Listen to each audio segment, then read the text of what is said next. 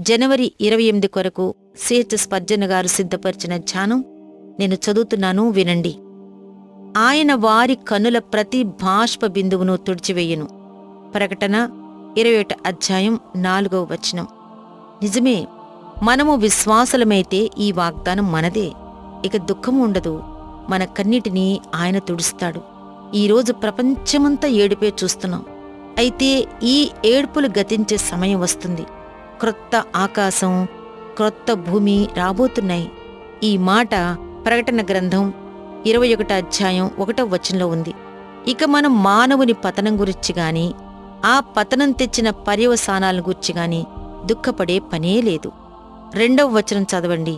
ఆ వచనంలో పెండ్లి కుమార్ని గూర్చి, పెండ్లి కుమార్తెను గూర్చి, పరలోక రాజ్యంలో జరగబోయే వివాహ మహోత్సవం గురించి వ్రాయబడి ఉంది. గొర్రెపిల్లి వివాహం అపరిమితమైన ఆనందాన్ని తెస్తుంది. ఇక కన్నీటికి తావులేదు. 3వ వచనంలో ఇలా ఉంది: దేవుడే మనుషులకు నివాస స్థలం. ఆయన మనుషుల మధ్య నివసిస్తాడు. ఆయన కుడి చేతిలో శాశ్వతమైన ఆనంద భాగ్యాలు ఉన్నాయి. దుఃఖము, కన్నీరు ఇక లేవు. దుఃఖమే లేనప్పుడు, ఏడ్పు లేనప్పుడు, శ్రమలు, బాధలు లేనప్పుడు అలాంటి పరిస్థితి ఎంత బాగుంటుందో ఊహించండి. అది మనం ఊహించిన దానికంటే ఎక్కువ మహిమకరంగా ఉంటుంది. ఏడుపుతో ఎరిపెక్కిన కన్నుల నుండి కారే కన్నీటి ధార ఆగిపోతుంది. మరికొంతకాలానికి కన్నీరు అనేదే ఇక ఉండదని నీవు తెలుసుకుంటావు.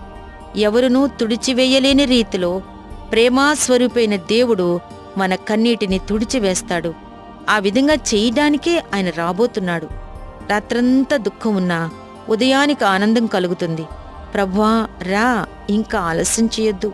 ఎందుకంటే ఇప్పుడు అందరూ దుఃఖంలో ఉన్నారు.